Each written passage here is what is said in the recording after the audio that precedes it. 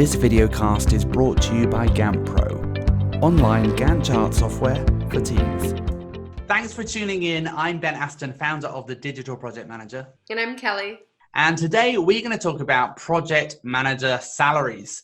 And if you're interested in getting into project management, or maybe you are thinking about changing your role or changing jobs, moving to another company or organization, or maybe you're just thinking about trying to negotiate a pay rise, well, this video is for you because you want to find out how much project managers get paid.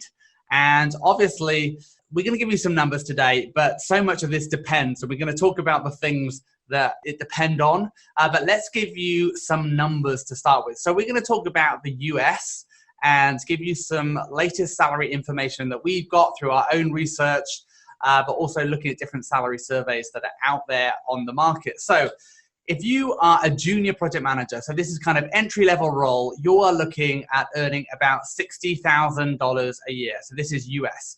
If you're a project manager, you're going to be looking at around $75,000 a year. If you're a senior project manager, that nudges up to $95,000 a year. If you're a project director, that can go up to $105,000 a year. And if you're a director of PMO, you're looking at $150,000 per year. So I've just given you some numbers of how much you could be earning, some average salaries for the US for project managers. But the real answer and the more complicated one is that it depends. How much you get paid as a project manager is going to depend on a whole load of different factors. So Kelly and I are going to talk about some of those factors and how you can increase your chances of being paid more, which is probably why you're watching this video. So Kelly, what are the kind of things that we should be thinking about when we're thinking, how much are we worth? How much should we be paid? What are the factors involved? Right. So the first thing I consider when I am thinking about salary, whether it's interviewing project managers or myself looking at different opportunities, I first think when I'm looking at candidates is where are they coming from and where are we located currently? Because depending on where you are geographically, rent or property income is going to be very different, whether you're in an urban area or a not urban area, which state, and then moving if that's being considered.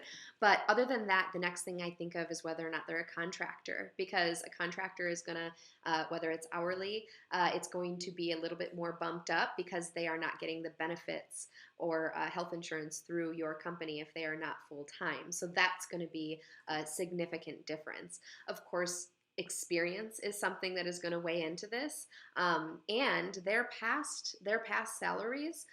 You have to, if they're talking about that, what they're currently getting paid, you have to look at what industry they're working in, because that's going to make a difference. I think that all of these factors have to play in, but at the end of the day, it's a negotiation that you're having between that person. So yeah, those are a few things that come to mind first. Yeah, and I think this location one is a massive one. So yeah, if you are in New York, you're in San Francisco or San Diego, if you're in a major city and an expensive city that everyone knows is an expensive city, you're going to get paid more, but your living expenses are also going to be greater. So yes, sometimes you can look at those jobs and think, hey, that's a great salary, but relative to how much it costs, the cost of living, it can actually not be such a great salary. So think about location. I think that is really important. Yeah, your past experience. Also, the sector is important as well. So there are some sectors that pay better than other sectors. One sector that pays particularly well is finance. So if you want to be a project manager in a financial institution, if you want to be a project manager in a highly technical environment, often like a telecommunications, again, those are going to attract higher caliber candidates, but also attract higher salaries. Also, maybe you've got a specialization. Maybe you are a project manager who's done some kind of implementation and you've got some kind of experience in a piece of software that is really unique and there's not many people who've done that. That can also attract a higher salary. One other thing to consider is how educated you are, how certified you are.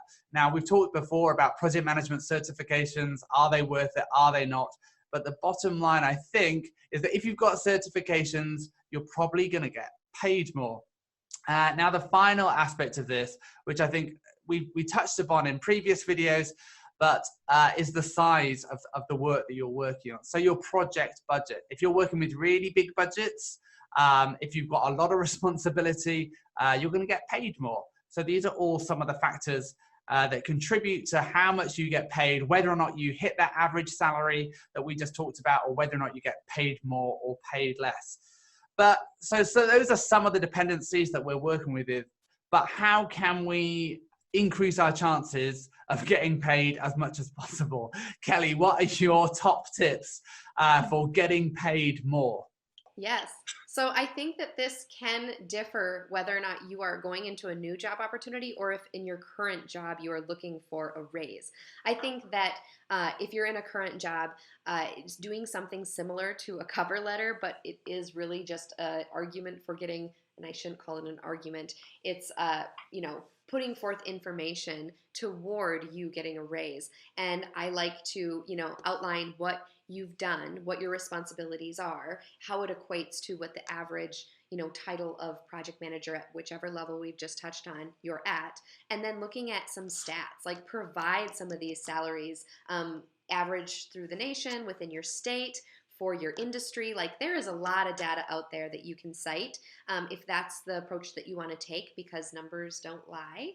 So that's something I do if I'm in a current job. Now, if I'm going into a new opportunity, I am going to approach it with in mind where I just came from, what the differences are. Look at those benefits packages, because you don't want to come out of the gates abrasively and saying, this is what I want, and that's the end of the day. Ask to see what their benefits are, what the PTO looks like, what is parking paid for if you're in an urban area or downtown. Like, there are a lot of things that you might miss out by just assuming with a number you're going to come in and strong arm that in.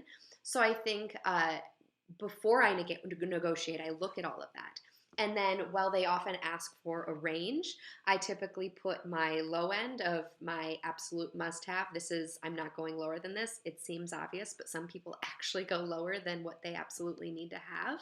And then I highball a bit for the high end to see what's possible, because why not? You're not going to hurt anyone's feelings. No one is going to take this personally. Don't be a jerk about it. Be reasonable. But at the end of the day, it's a numbers conversation, and they might come back lower than your low end, and then you can consider it from there. But I think because the salary topic has been so established as something so taboo, I don't think people go forth with the confidence they should, and just know that you can, and that negotiations are just that. It can be a back and forth conversation. It doesn't have to be you putting forth a number, it getting denied, and then you have to go crawl away. So be confident in the stats that are out there.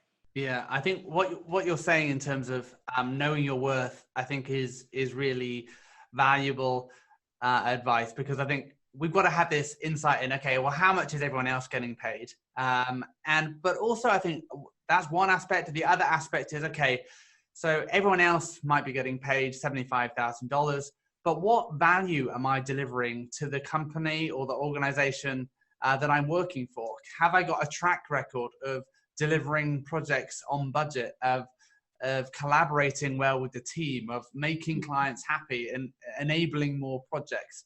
Those are all things that you can think about. Those are all ammunition for that one pager that you're going to share with your boss to say, hey, I think I should be paid more than I'm being paid. And can we talk about what needs to happen to bump up my salary?